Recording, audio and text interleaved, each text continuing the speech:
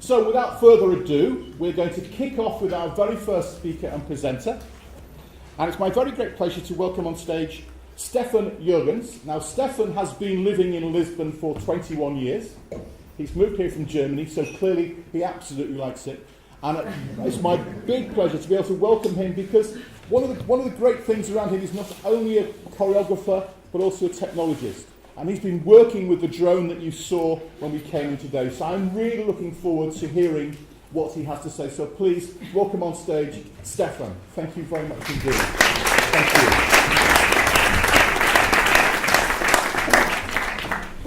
Hello, good morning.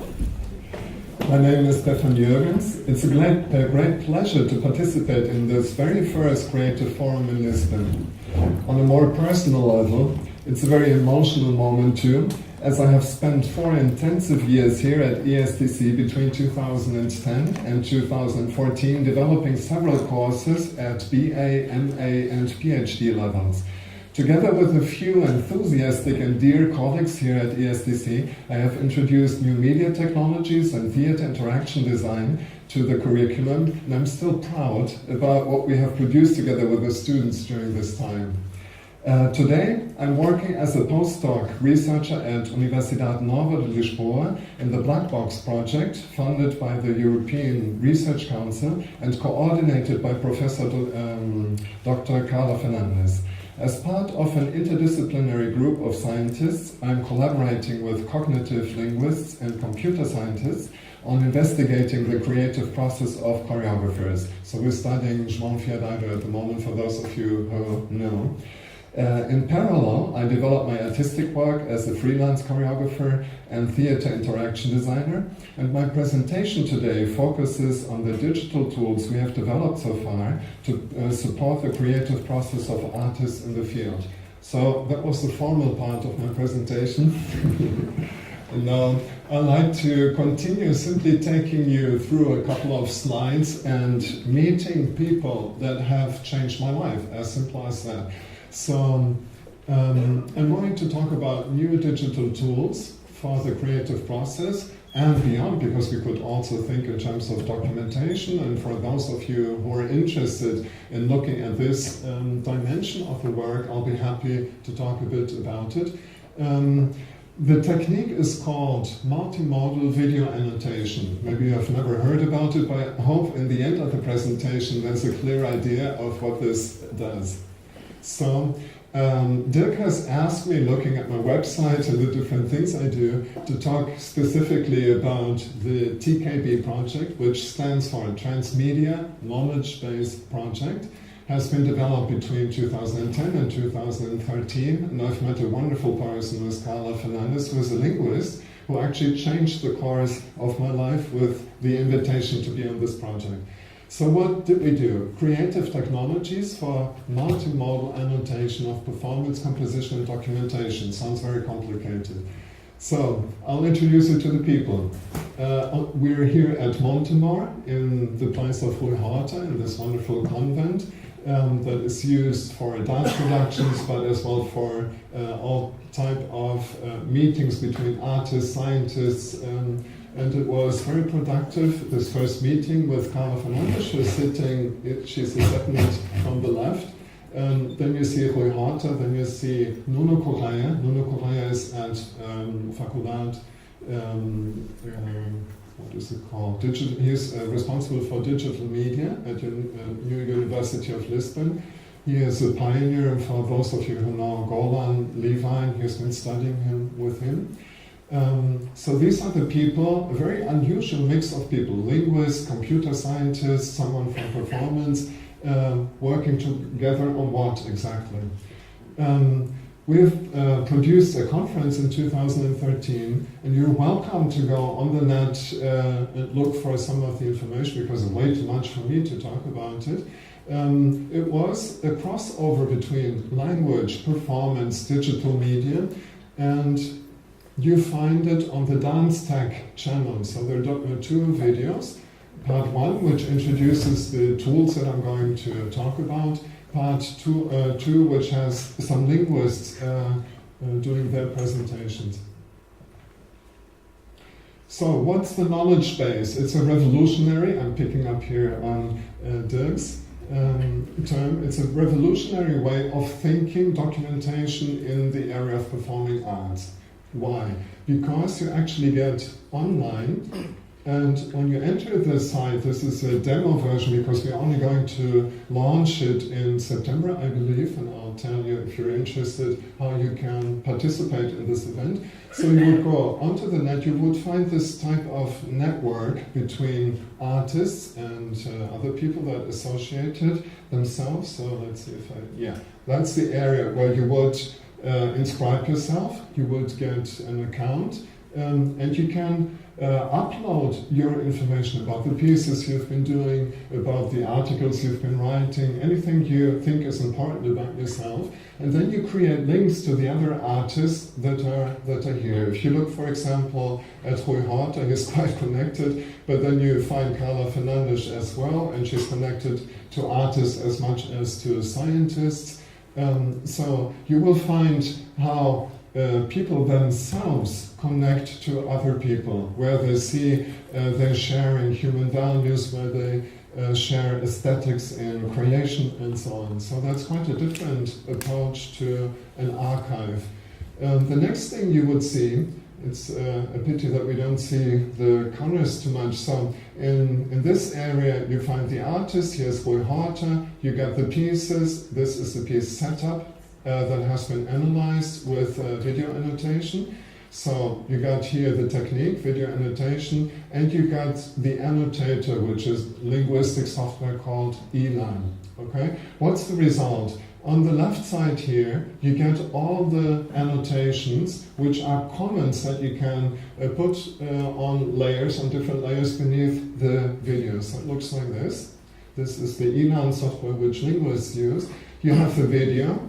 Okay, then you decide in this area what is it that you actually want to annotate. So for example, in this area here, there's a simple transcription of every text that has been said during the piece, because it's like a hybrid piece, a dance piece which uses a lot of conversation, so you would have a transcription. And you can go at any point with a text search to any part of the piece where something has been said that you're researching. Then in this area here, you may find what type of scenic elements have been used. Then there is annotation about the body, the different body parts for each performer. So there's a hell of a lot of information that you can consult. Has been 2 years, if I'm not wrong, a 2 years project, a postdoc project by Carla Fernandes to find out how to document something in a different way that's of use for other researchers, but also maybe for students who want to really go into the depth of the creative process, in this case of Rui Horta. So that's the part of the knowledge base. It's going to be launched, like I said, in September.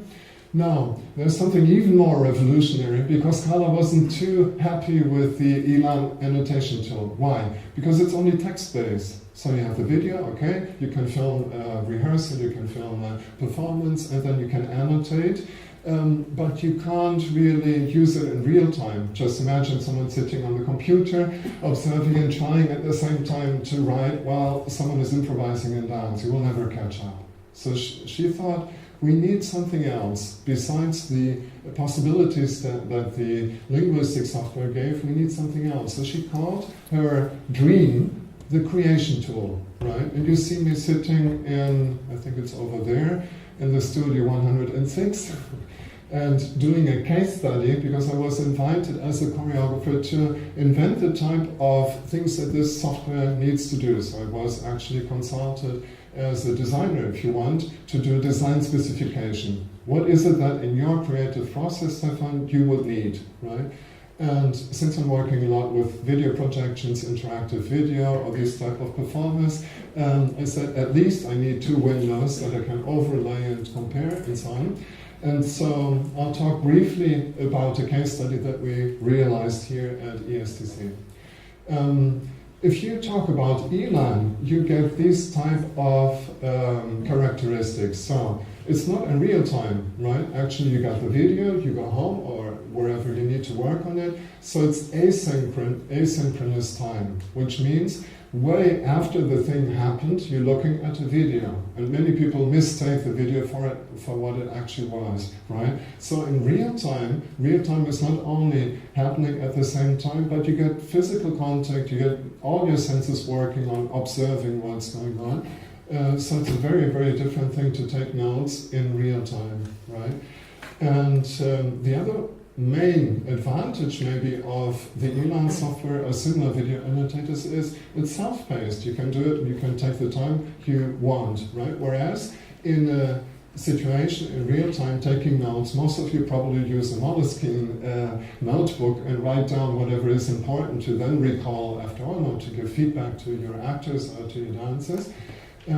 But this really limits us, because the amount of information that we can write down in a notebook is very limited. And then there's no repetition possible, right? Whereas when I'm working in non-real time, the repetition is possible. I can even go over it and correct it, or have other people contribute to it. So in an ideal world, you would get both of it from a software. Right? So that's what we tried to do, and they asked me what I wanted to contribute. So I was specifically looking into a situation you could call a development cycle, where someone creates a piece, so you get inspired, you go to the studio, you start rehearsing, you start building sequences, you start interacting in different ways, maybe with the technology. So I would call that the first part of the development cycle. And that was too complicated for a case study. So I felt, okay, what about restaging a piece? So we have a video document, solid video documentation. Maybe it's a solo to start with, it's easier. So I took one of my pieces where a solo dancer works in interaction with a computer vision system, and I invited a very different dancer. So Pedro Ramos, for those of you who know him, was the original dancer, and Marina Nabaish was another dancer. I purposefully picked her because she has a different movement style. She's a woman, she's not a man, so I wanted to look into some of the differences. So what did we do? This piece, as you can see, works in a simple theater, traditional theater environment, where you have a screen coming down, a semi-transparent screen. A video projector projects particle systems onto it, which are interactive. So the performer can go and interact with words. They have different type of behaviors. So sometimes they would escape, sometimes they would come closer, sometimes the text would say something different than what we would say with a microphone. So there were different approaches to the interactive system design.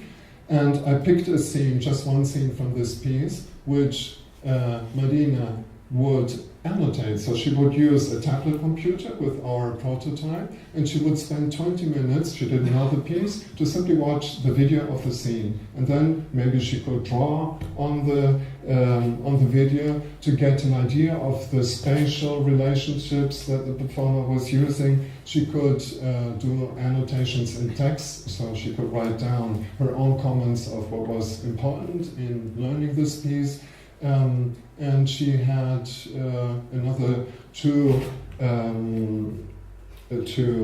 tools within the softwares that I will talk a little about later, icons and markers. So it's a little bit like in a video editing tool that you can jump exactly to a certain moment through using markers. And icons help you to find the type of information that you want. Well, let's see if this continues. Okay, then after doing the annotation, she had half an hour to actually learn the piece, right? And in the end, when she was rehearsing it, I could at the same time take notes of what was different from the original performance and what she was doing.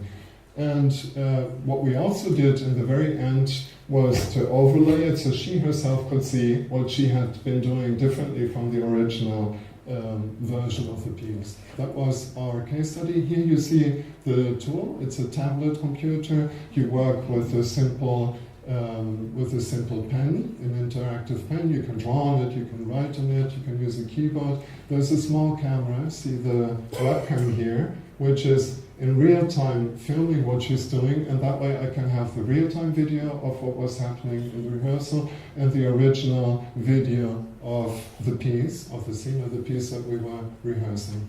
So some of the things that happened were real-time, other things were not real-time, so we actually managed to take advantage of the live comparison that was me sitting and while she was doing it, comparing, and she used the non-real-time features of our software.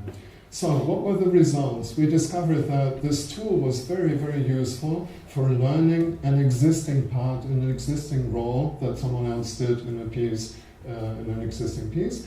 And we also thought, which we hadn't intended when we designed the case study, this might be a very good instrument for auditions, because you can look, most of you certainly have this experience, is that for a new production, the casting, the audition is the main thing, right? To find the right people to work with. And I have very good experience and had other experiences, and I thought that this auditioning, the way it's done usually, I had to sit down, I have very limited time, I can't really know the people I'm going to work with, is not the way I want to do it. Then I started doing workshops, 3-day workshops, 2 weeks workshops, to find really the type of people I'm empathizing with and I want to work with. And part of it actually could be to be more objective about it, so this overlay between what Marina did and what Pedro did allowed me to find out, am I willing to accept the differences? Am I willing to work with the differences? Right? So that was a really good result. And like I said, serendipitous results occur very often. So Marina's and Pedro's movement styles, which I had not intended to compare, became very, very visible by this overlay feature, right, between the two videos.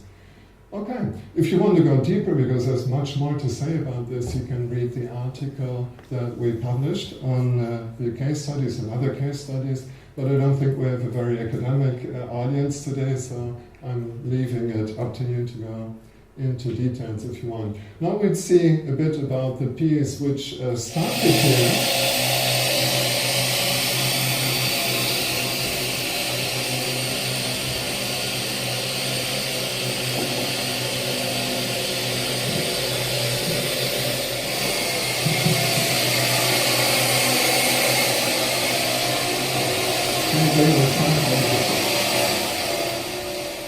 This performer is so loud I have difficulties to talk about it. This is one of my favorite students of this year, improvising with the drone here at the big auditorium. And as you can see, the drone has a camera that points directly at you when it's flying horizontally, but has another camera that points towards the floor, and both of it can be used and projected in real time. Here we have an experience, in the afternoon in our workshop we'll talk more about it, we have an experience in finding the right type of costume for the drone. Here we're experimenting with the sound, so we're using the flight data to produce an interactive sound design with the software Max MSP. And here is something really crazy. So we hacked the drone and developed software, custom software, because what you get on the mobile devices wouldn't allow you to do this. So we can get, mathematically correctly, we can get spreadsheets with the flight data and develop models for the choreographer to use or for other purposes. And here we invited someone, Diana, who was actually in this auditorium, suspended and working in a different kind of dialogue with the drone. So she is an acrobat, but also a dancer. So there are many different areas that we actually explored before doing the actual production. Maybe that was even the most fascinating part of the beginning process. You have met Fernando Nabaish, and myself will be directing the workshop in the afternoon. But for now, what's important is, it's really complex. You could be talking about a flying robotic performer and a suspended dancer. You could be very specific and saying the dancer also is suspended in the way he is improvising, which is a different concept. Then you can talk about kinetic videography, because these tools obviously are used meanwhile by public television, by all kind of events, as different type of cameras with different possibilities. You could talk about the shell design, you could talk about the sound design. All of these keywords can go into the annotation tool. Just imagine you use the same tool that I've been presenting in our case study in a very simple situation, now in a more complex collaboration, where you have the programmer use it and leaving on one of the tiers. Tiers means one of these lines, right? As in the video editing timeline it works, you can put as many as you want actually. You have the programmer making their comments, you have the designer making their comments, you have the video designer, in this case, using ink. It's a pity we don't see it that clearly, but what he does, he actually was drawing the spiral type of movement that the helicopter was doing when dialoguing with the acrobatic performer. Then here's a text annotation in this area.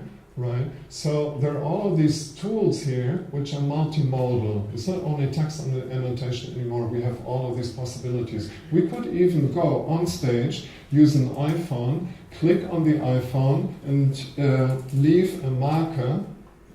You know, this area here is for markers. Leave a marker just to say, this was a very fascinating moment, or this was a good moment for the video design, so we can jump back to it in all of the hours and hours and hours that we have been filming from the rehearsals, right? So in this case we have multimodal annotation because we're using ink, we're using text, and we're using markers. And then we could go even further to recuperate the type of piloting, right, which was improvised. We had to pilot with a play, with a gamepad, actually piloting the drone. But what if you needed to choreograph it in a way, what if you needed to fix it? Then you would go back to the spreadsheet with all the movements that the helicopter actually did, and you would program the drone to be able to exactly repeat that type of movement. So you can choreograph a drone, right? But in a normal annotation you cannot do this because it's just text-based. So to import the spreadsheet as a way of importing the data that were important for the drone is one of the features that the software we developed allows you to do. And who gives an example like this can give easier examples. Just imagine there's a work of a fellow artist that did inspire you, right? You could simply attach a link to the video on the net and open it from your video annotator. So this could be very useful in the beginning process of your creation when you're just using a lot of references and a lot of inspirations. Right? So I'm coming to the end, because if you're now actually asking me, where can I get the software, how much is it? Right? The answer is very simple. It will not cost anything because this was an academic process, good news. It's developed at the moment with the help of English colleagues, a big European program called Europeana, and we believe by September, October we can release the software and you will have access. I'll ask you to go to this website, which is now the official website for the Black Box Project, and just check or inscribe yourself to get the news at the time we will launch the website, and we will give the software. That's it. So there's more information here if you like to go there and check out the Icarus piece, the creative process, their blogs and so on, and we have a chance to talk in the afternoon. Thank you very much.